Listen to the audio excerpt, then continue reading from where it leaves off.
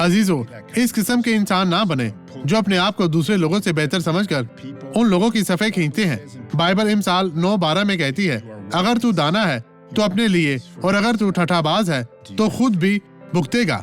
क्या आपका ईमान है कि खुदावंद आपको बरकत देगा? अगर तू दाना है तो अपने लिए, और अगर तू ठठाबाज है तो खुद ही भुगतेगा। किसी को ताना ना दो, अक्लमंद इंसान बने।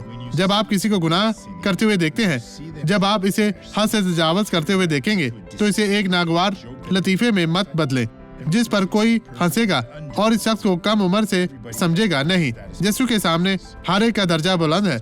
अब इस शख्स को देखें जिसने गवाही दी है। मुझे 1 साल से ज्यादा अरसे से कमर में दर्द है और मैं चल नहीं सकती थी। मैं बहुत तकलीफ में आप थी। कैसे चलती थी? मैं इस तरह से चलती थी डॉक्टर सॉरेस। इस तरह? जी, ये बहुत मुश्किल हम था। मामूल से चले बहन। मेरी टांग में बहुत दर्द हम मामूल था। से चले। देखिए अजीजों, इसकी कितनी खूबसूरत चाल है भाइयों। जहाँ तक दूसरी तरफ चले, ये देखे भाइयों, चलती जाए चलती जाए।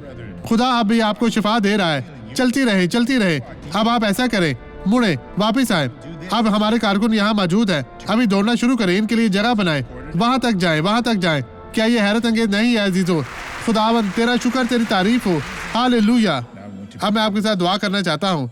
खुदा, आपके कलाम पर हाथ रखता हूँ और मैं इन लोगों के लिए तेरे वादों का दावा करता हूँ जो मेरे साथ दुआ करते हैं। मैं इनकी जिंदगी में कोई भी बुराई कबूल नहीं करता और मैं कहता हूँ बदी बाहर निकल जाए, चली जा एक बार, और सब कुछ यीशु मसीह नासरी के नाम में, और आमीन।